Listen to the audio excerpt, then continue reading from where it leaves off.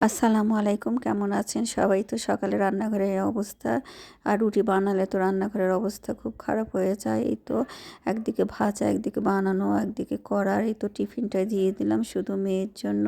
ওই আজকে ভাত নিবে না, শুধু রুটি নিবে। তারপরও একটা রুটি, ডিম সিদ্ধ আর কিছু সবজি আর ড্রাই ফ্রুট এটা নিয়ে চলে যাবে। আর আজকার বাবার জন্য টিফিন না, আর এটা খাবে ওই দুপুরবেলা লাঞ্চ হিসাবে। এই তো অবস্থা এখনকার ছেলেমেয়েদের। আমি বেশ কিছু রুটি বানিয়ে রাখলাম।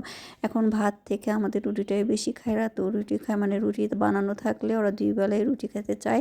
তো আমি বেশি করে বানিয়ে রাখলাম। আর রুটি বানানোর থেকে রুটি বানানোর পরে যে রান্নাঘরটা মাকে উঠে বিরক্ত লাগে। আর কিছু কাঁচা সবজিও নিয়ে আসলাম, কারণ এখন সবজিটা বেশি খাই। তো লাউ শাক ছিল, ওটা ভাজবো। সজনে কেটে নিলাম, ভাবলাম সজনে একদিন মাছের ঝোল করছি, তো আজকে নিরামিষ করব শুধু পেঁয়াজ দিয়ে। আমাদের এলাকায় আগে ছোট আলু কুচি করে কেটে হাতে মেখে সজনে দিয়ে রান্না করতে, ওটা খুব মজা লাগে খেতে। কিন্তু এখনকার আসলে আমার অবশ্য সিজনের জিনিসরা ভালো লাগে না, একটু কিটকিট করে। কিন্তু এই সজনেটা দেখলাম ভালোই লাগলো, তো আমি লাউ শাক দিয়ে টাকি মাছের একটু মাখা মাখা ভাঙ্গা করব।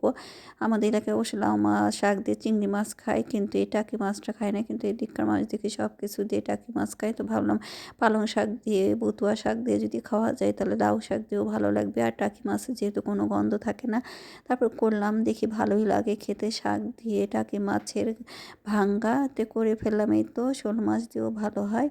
আর এদিকে একটা মাখা তরকারি করলাম, কুমড়ো বড়ি দিয়ে, সবজি দিয়ে, বেগুন দিয়ে, এখানে মাছ দেওয়ার গতকালে বড় মাছের তরকারি আছে, ওটা দিয়ে দেবো। আর ওই জন্য বাটা মাছটা দিয়েই করলাম। আর বাটা মাছটা আমার খুব পছন্দের মাছ। এই তো আমি ইলিশ মাছ আর বাটা মাছটাই খাই শুধু, আর অন্য মাছটা অত ভালো লাগে না।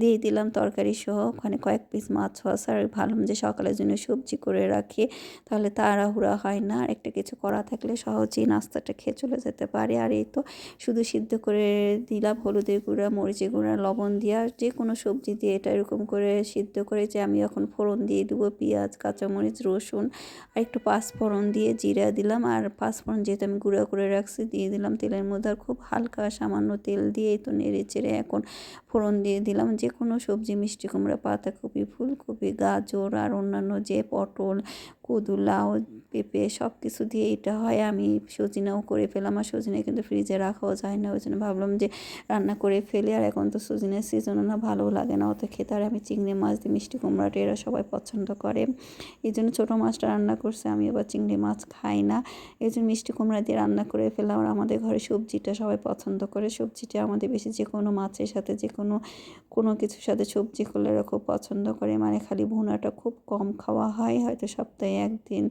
এইরকম। আর এই যে মাছটা ছিল, এটা ভালো হলুদ, লবণ, মরিচের গুঁড়ো দিয়ে একটু ভেজে দিয়ে খেয়ে ফেলবো, কারণ এই মাছটা বেশি দিন ফ্রিজে রাখলে ভালো লাগে না। এটা এখন পেঁয়াজ দিয়ে পুরপুরি করলেও কেউ খেতে চায় না, ভালো এমনি এমনি হলুদ, লবণ, মরিচের গুঁড়ো দিয়ে ভেজে দিলে তাহলে শেষ হয়ে যাবে। এই তো এই তরকারিগুলো হয়ে গেছে আমার। সজনে, নিরামিষ, চিংড়ি মাছ দিয়ে, মিষ্টি কুমড়া আর মলা মাছের ভাবি। আর বিকালেই তো ভাজি। আর বিকালে চলে আসলো রান্নাঘরে আমার মেয়েটা। দেখেন কত কেউ একটু ফ্রি থাকলে খালি রান্না বান্নার চিন্তা।